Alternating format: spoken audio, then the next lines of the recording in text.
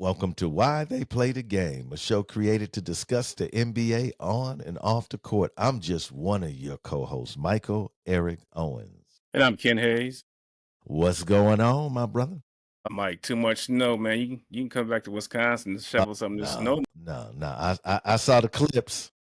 I saw the clips, man. I said, no, no, I ain't built like that no more, Ken. Y'all built like that there. I didn't get soft, man. But hey, listen, we in the frozen tundra down here too in Oklahoma, man. We in the 30s. So Oh we're my gonna have some goodness. overnight Shoot. freezing and all of that. So, we don't have the snow, but we definitely got the cold.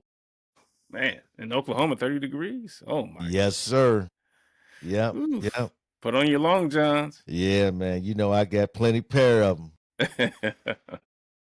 But Ken, so man, the NBA Cup is underway, and our game of the week was Detroit Pistons versus the Boston Celtics. And folks, as Ken begins to gather his thoughts, as always, go ahead and hit that like button, that subscribe, and that notification so that you can get our content and share the show. Share the show on your platform. Share it with your friends, your relatives. Share it with folks you don't even like. Yeah, go ahead. Just It's share it. Christmas And time. it's Christmas time. Give the gift of why they play the game. But Ken, so man, going to that game, Detroit is, on a run that they haven't been on in many, many, many years. Cade Cunningham is playing like an all-star, although he's putting up a lot of shots, but The shots. he's playing like an all-star. And in Boston, we know Boston without JT. He's not around. Jason Tatum is not playing this year. And they got rid of Horford. They got rid of Drew, got rid of Porzingis, Whew. and you have Brown and the boys still balling up in the garden, man. So Ken, give us your assessment of that game. Mike, we know that Detroit is playing well. They won 13, I think it was 13 straight games. They were about to break the franchise record, but they came up a little short against Boston, in which I think in the first half, Mike, they could have put this game away, and gave their starters some rest.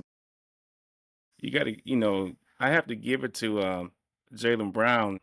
Stayed the course, didn't shoot that well in the first half. I think he was like maybe at one time 5 for 15. I think Derek White, I think he had maybe 2 or 4 points in the first half. So it was looking pretty bleak for Boston. But they came alive. Derek White ended up with 27 and Brown ended up with 33. I just think that, Boston will, they're gonna go down fighting. So I give them that much credit. Pritchard had 16. But on the other hand, Detroit, Cade had 42. I mean, it seemed like, that type of performance is like playoff performance. 12 for 26, went to the free throw line 16 times, made 14. So yeah, um, I predict uh, first team, NBA as far as this young brother's, and he stayed the course also because a couple of years, I think they were like won maybe 10, 12, 15 games at the most.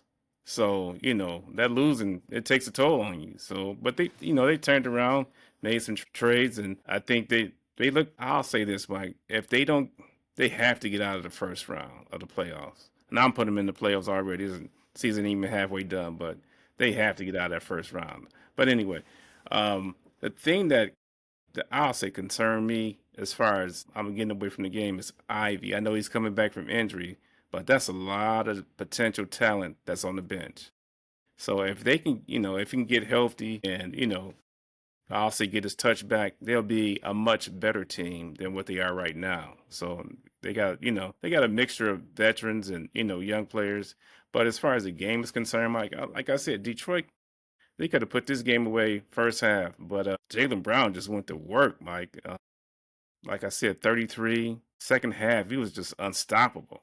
and kept them in the game. Mike, I don't know if you remember in the game. This was like late in the game where um, they fouled Cade Cunningham in the backcourt and gave him three free throws like he was shooting a three. I'm like, come on, man. What is these refs doing? I mean, I just didn't get that. But it is what it is. The thing that Levert had a good game, 10 points. I just think that he needs to be more aggressive for Detroit to be, let's just say, to get to the Eastern Conference Finals. So, what's your thoughts? Well, 117, 114, Celtics victory. Ken, I agree with everything you say. And when I was looking at this game, one thing you cannot do with Boston, because Boston shot 43 threes. You know they're going to get up threes. One thing you have to do when you play the Boston Celtics is run them off the three-point line early.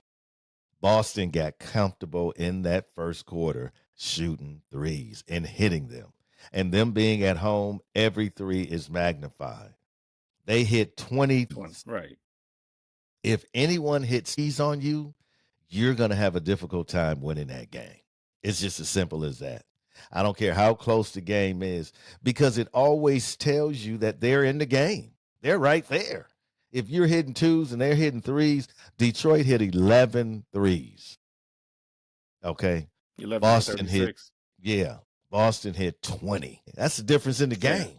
Right. I mean, the thing about it is they were not running them off the three-point line. And some of those threes, man, were like, bro, Pritchard was, and even White Yeah. was deep. I was like, it's almost like if you hit him like that, player, we gonna give it to you. Because you just, it's like that one Anthony Edwards hit the other night where he fumbling for the ball and he just grabbed it and put, bam. If you hit that, man, you just got to tip your hat. Say, bro, I mean, good shot.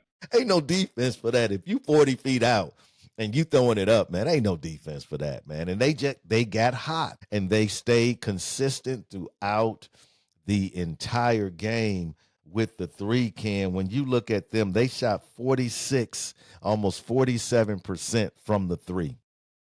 Yeah. If you let a team do that and they hit 20 on you, you're gonna be in trouble, man. And let me tell you something that bothers me about Detroit, but let me back up here for a minute. A few years ago, Ken, when you cite that season, you remember we talked about Detroit's coming. Right. We did. Detroit's coming. You could look at them boys because they played hard. It was their record didn't reflect. A lot of those losses were last minute, last second. So we knew the way Detroit is playing right now, if you're shocked, you haven't been watching basketball, because they have been just like San Antonio. They're coming. If you're watching the game, you understand what teams are building and coming. And I'm here to tell you, Detroit, do I think Detroit is going to get out the first round? I'm not convinced. Really? I'm not convinced. And I'm going to tell you why, man, because, experience, the playoffs is different. Everybody's running free now and doing what you need to do. But when the season's on the line, it takes maturity, it takes experience being there, knowing how to respond. And they're such a young team. And also, I think Cade, I think he it's the same thing I feel about Luka. And I feel like the Lakers, until Luka changes his game a little bit. And don't get me wrong, they say, well, Luka, he'll get a double. But Luka really only passes when he doesn't shoot. I mean, that was like Russell. When Russell was getting all those triple doubles, man, I was watching him in OKC, and Russell only passed when he couldn't shoot, and he had the ball all the time. So it's not hard when you have the ball all the time and you have the talent and the ability to score. I think Cade scores first, pass second. And I think until he changes that mentality and becomes more of a facilitator. Ken, how many points did you say he had? 40. What did he come up? 42. 42. 12 What for happened? 26. They took that L. Even though he shot a good percentage, 12 for 26 is I'll take not that. great, but I'll take it. Right. 42 points. They took the L. So that's telling you right there that, man, you got to get more folks involved in this offense. And I just think that's going to be their downfall. I still think somehow they need a second. They need a Okay. second player that, and I don't see it on their roster. I see guys that just fit around him and let him do his thing. And, much like really up until the Bucks, much like pretty Giannis, the only difference is he ain't as dominant as Giannis. You know what I'm saying? Cave is not going to dominate on the defensive end. No. Okay. No, Okay. yeah, he gonna dominate on the offensive end, and the other boys do the work for Detroit. So I thought Detroit was gonna just go in there and smash them. To be honest with you, Ken, the way they've been playing, but I saw some laziness on their part. They didn't close out the three. I saw a couple times where they scored and Boston went down wide open three, wide open layup. They didn't get back on defense. I know that's not their DNA. It was a cup game. That's a concerning thing too, Ken. That's a money game. Yeah. Okay. And that's not just a regular season game, that's a money game. And if you're winning, you supposed to, if you top, they top in the East, right? Yeah. I think they top in the East, right? Last time I checked. Well, Yeah. you should have went in there and handled business, and you are fully healthy, and they don't have all the pieces that I talked about. But then again, if Boston is the type of team where if Boston gets comfortable shooting their threes, it is going to be a long night. And like you say, JB just went to work. He was like, can't nobody help. Cunningham was on him. He was just shaking, baking. You know what I'm saying? Killing him. Durham, he was just taking him. I mean, like anybody they put on him, he was just like, I'm eating Going tonight. to work. I'm going to work. And to me, his points were more effective than Cave's 42 because his was supplemented with threes. I mean, JB hit you a lot in the mid range. He was killing them in the mid range, man. Getting to the bucket. Yeah, he hit some threes, but he was killing them mostly, man, in the mid range. I think that complimented Boston, what they were doing with the outside shot. So you were really in this position on what are you going to do? You going to double him and leave them open? Oh, they hot. I mean, Yeah. what was hot? Yeah. That second half, I was like, man, where was you at the first That's what I'm two saying. quarters? He was hot, man. But Mike, Mm-hmm. on Detroit side, they had 5 people in double figures, but no one over 12 points. Yeah. So Again. I'll go back to your point when you said who's their number 2. So Yeah, yeah. There's a couple of interesting, I think, tidbits that's coming out in response to the CBA, the new CBA, and not being able to have these super teams come together. That teams are struggling now with saying, who is that number 2? Bucks in that situation. Detroit's in that situation. I mean, we can go around the league and look, and I mean, we can even look at Minnesota. Who's the number 2 in Minnesota? Well, the game that we're talking about, let's stick with Boston. Who's their number 2? Exactly. When Tatum comes back. Well, it's gonna have to be Brown. I mean, Brown is Brown's gonna be that number 2, right? He's gonna have to be. They're gonna go back to the way they were, but I just think you look around and you don't have proven, like you don't really have like 2 all-stars. Detroit has an all-star. Okay, Milwaukee has an all-star. You look at these teams. Well, Phoenix has an all-star. Cleveland has an all-star. Cleveland has an all-star. Cleveland, when Darius Garland he was an all-star. But Cleveland, again, you look at these teams, Cleveland might be able to get away with it because they have, I would say, above average talent. They have Mobley, that can fit into that role if he needs to be. He can be a scorer. Although I still think he's soft in some regard. But Ken, I think that's the struggle. Who's gonna, man, think about the opportunity for these guys.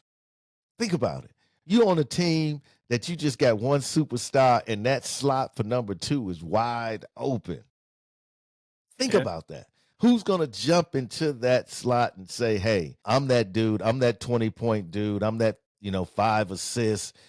Kevin Porter Jr., I'm that dude, 2 steals. I'm going to get you in that 20. Who's in that? Because that second dude, it's got to be 20. Got to be 20, Ken. Can't be 18, 16. You got to give me 20, and then every now and then you got to give me 30 piece. you that second guy because that balance, man, in scoring and being a threat, I think I think is very, very difficult. I am impressed by Durham though. Mike, you must have been reading my mind. I was going to say, and I know he didn't shoot that well that this particular game. It was only 4 for 10, but 16 boards. I'll take that all Man, day. man, I like his game, man. For the big man and his mobility, Yep. he's tough, strong. He sets great picks. Like you say, he's a beast on the glass. I do like Durham, bro. And I like their team, man. I like everybody on their team. The only kid that get on my nerve is Hollins How? because he always want to fight somebody. I thought you were talking about Stewart. Hey, listen. Stewart must be mentoring him.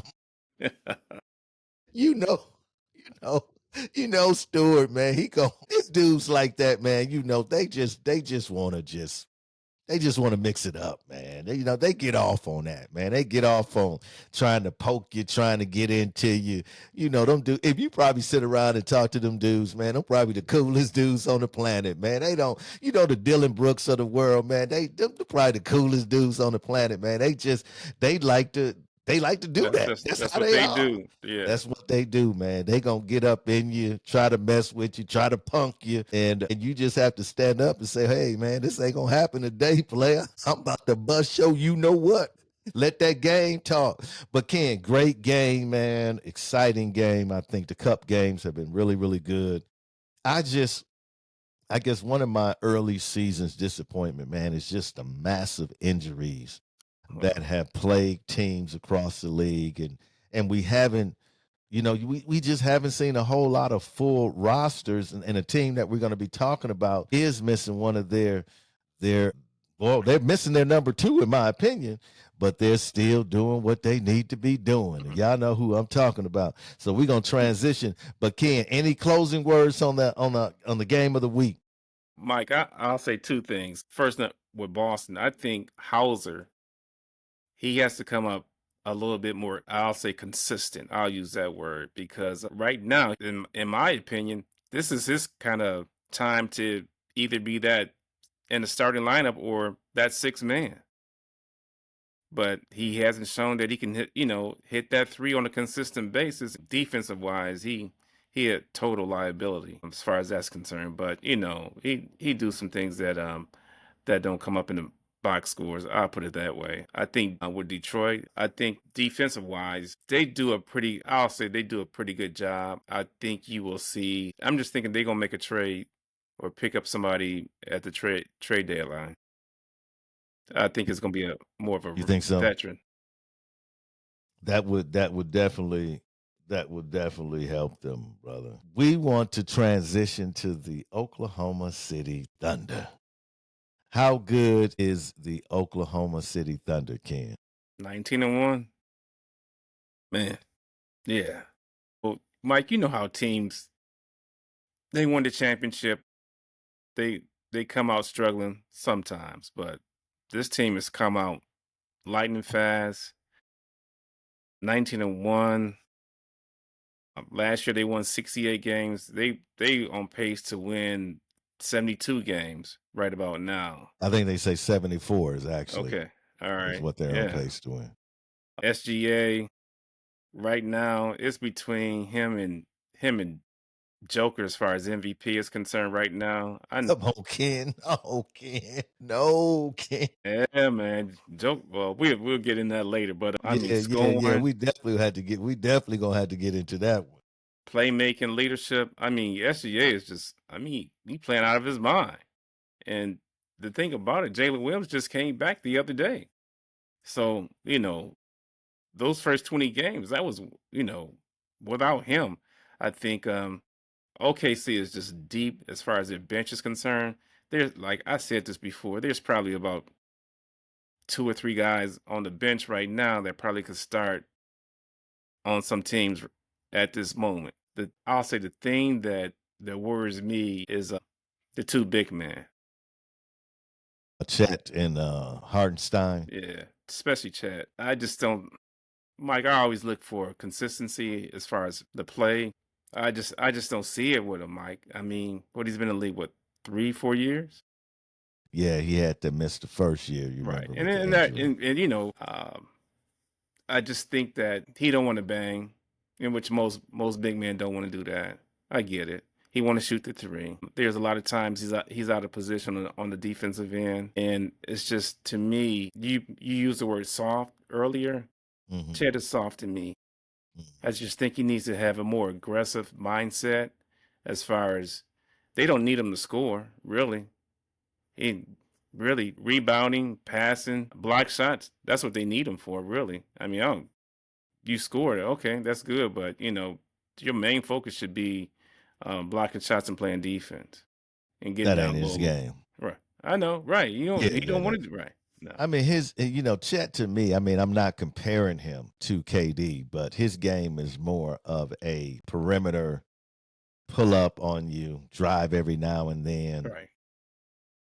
That's just who he is. So he's not gonna be, he's not gonna be Giannis. He's not gonna be down there trying to snatch and dunk and with the physicality of the game. His game is more of a finesse sort of game. And he really doesn't have the body or the physique to, he ain't gonna last in the league, Ken. That's my If he go point, down Mike. there and do what you want him to do, no, he Put ain't some gonna weight last, on. man. Yeah, man.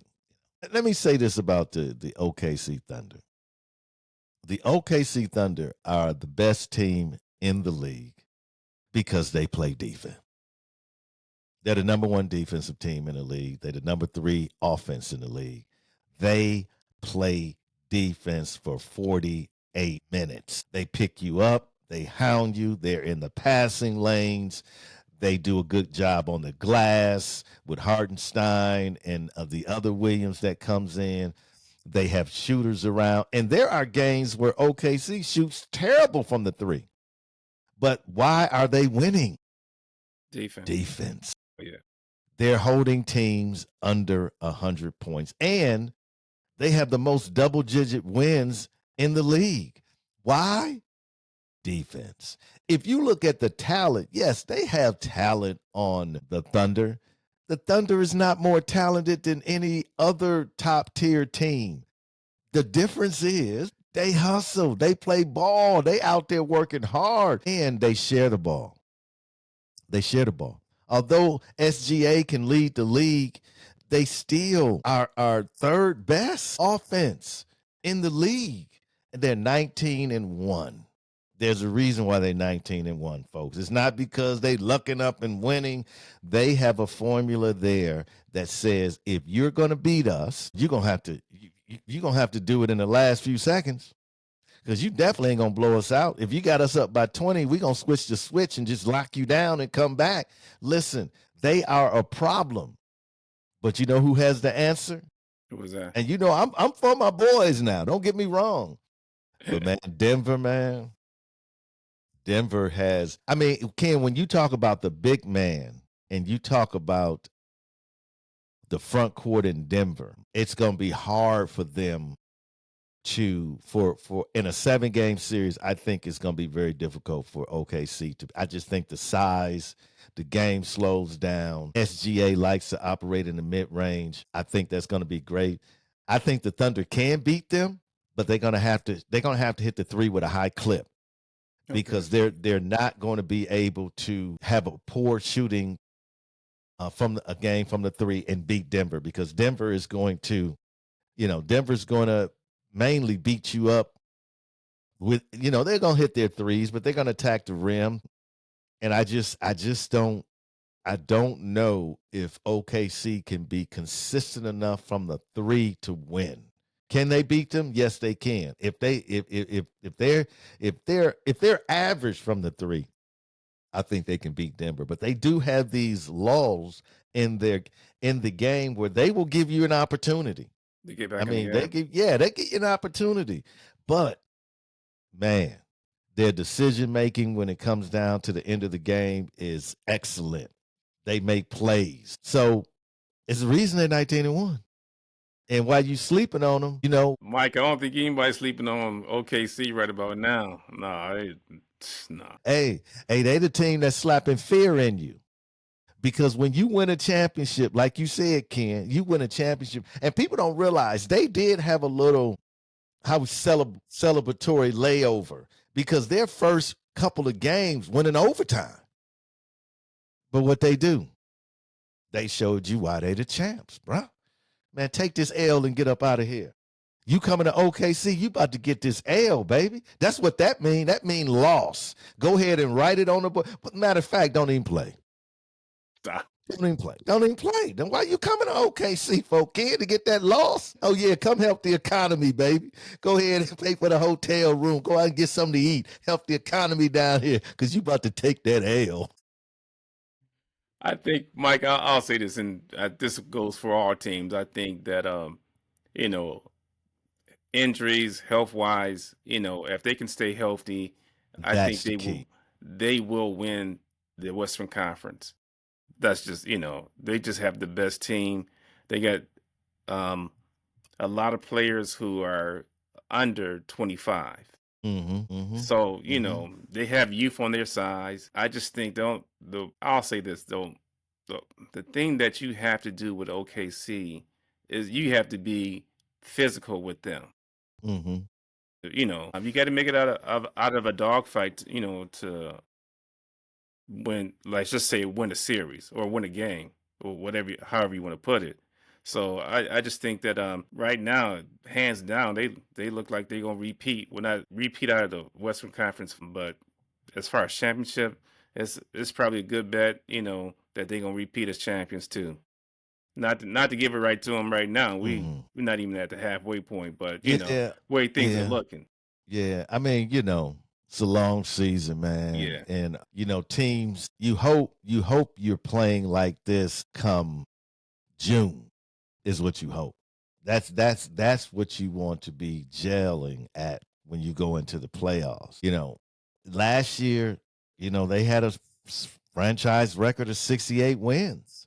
So we can't sit up here and say, well, can they sustain it? Bro, they already showed you. Like they can go get that 74. I mean, if you, and I think what the Thunder did, they were ahead of the curve. What they understood is what they needed to get star role players. They didn't need to invest in trying to get 3 superstars. They needed to get, and notice I didn't say just role players. I mean role players that are stars in their role. That means they're good. That means they can go anywhere and play. As you say, Ken, maybe even start somewhere. They're coming off the bench. They accepted their role like Kyle Kuzma's doing now, coming off the bench, playing good ball, accepting his role. When you have star role players, man, and again, I'm just going to say it like this, Ken, it is defense. It's not talent. They are no more talented than the top tier teams in this league. They just work harder. They outwork you. Like you say, Ken, they're more physical. And if you're going to beat the Thunder, I'm gonna tell you the number one thing, man. Don't turn the ball over. That's a great point. You But turn the ball over, they gone. yeah, I think from just looking on the outside, Mike, they seem like a tight knit group as far as the players are concerned. I think SGA is pretty humble as far as winning Finals MVP, winning the league MVP. So nothing has changed with him. I think his teammates let him shine as much as he can, and they doesn't seem like they have any problems with that, and that's a good thing. Team chemistry is huge. Oh, yeah. Can you win without team chemistry? Yeah, but it gets a little ugly. But I think from what I can tell, they team chemistry is top level, and I just think that that carries them through too. Also, Well, Ken, let me say this. It's easy to believe in the leader when you put that ring on your finger. I mean, like, why you gonna question SGA about anything? He done already took you to the mountaintop and put the ring on your finger, got you paid, and yeah, that's made history. Like your name is etched down in basketball history because of this dude. You much love, man. Again, you know how okay. Man.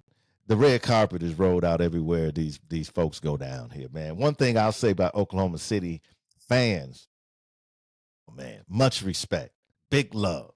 I mean, it's like it's a small market. It's like Yeah. Milwaukee. It's like Detroit. It's these small markets, man, where San Antonio's a small market where those players are going to be beloved in the city. And trust me, the Thunder, bro, I can't even express to you how much Oklahoma City love the Thunder. I'll be Yeah. honest, bro. It's man, it's the heart, man. It's the heart of the city, and they have delivered at the highest level. And if other teams don't wise up, you know they want that dynasty. Oh, yeah.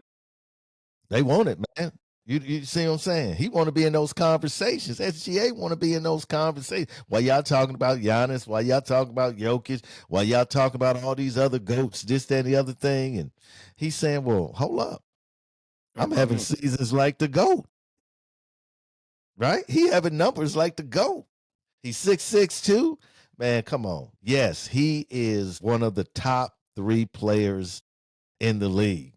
But Ken, we gonna have to have that discussion, man, because what we're seeing from Giannis is legendary. He's breaking records every night. Just went over 21,000 points. He is the sixth, I think what they say, the sixth fastest by age 30. And on that list, you got the GOAT, you got LeBron, you got Kobe. He dude, I mean, he is, and he just passed for, what was it, 30, 10, 5 games. He just tied or passed. He leads in history now. So what I'm saying, man, is like, yeah, we can have that discussion, but what this dude doing, folks need to watch, man, because it's a once in a generation of what Giannis is doing on the ball court. We ain't seen it done before. We ain't seen it done. I mean, like both ends of the floor. So we can get into that discussion. But Ken, so you think the Thunder will go all the way back and win the Western Conference Final? They definitely, yeah, Mike. I don't. I agree with you that Denver probably gives them the toughest battle, but I don't. Houston, no, I don't see that. I mean, yeah, it's nice that they pick up Durant, but I just don't see Never. Houston. The Lakers, they built for the regular season, not the playoffs. That's just me. That's just my opinion. But so No, I yeah, yeah, I yeah. No, can't I I can't agree see with you. anybody giving OKC except Denver right about now. Well, hopefully they will stay healthy.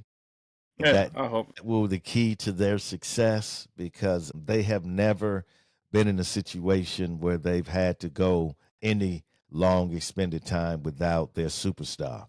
That is a luxury to have Right about now, yeah. SGA there constantly, man. And the consistency of playing together, man, makes them their on the screen, Ken, when it comes to defense, when it comes to offense, because they've had the luxury of playing together and having their superstar. They don't have a new one showing up. They don't have him missing, a playoffs or missing this or missing that. They've been consistent, man. They've been very, very lucky. And you need that, of course, you know that to win a championship, Ken. So as we close, Ken, give us our last word. Any thoughts, any observations so far as we are 20 games plus into the season?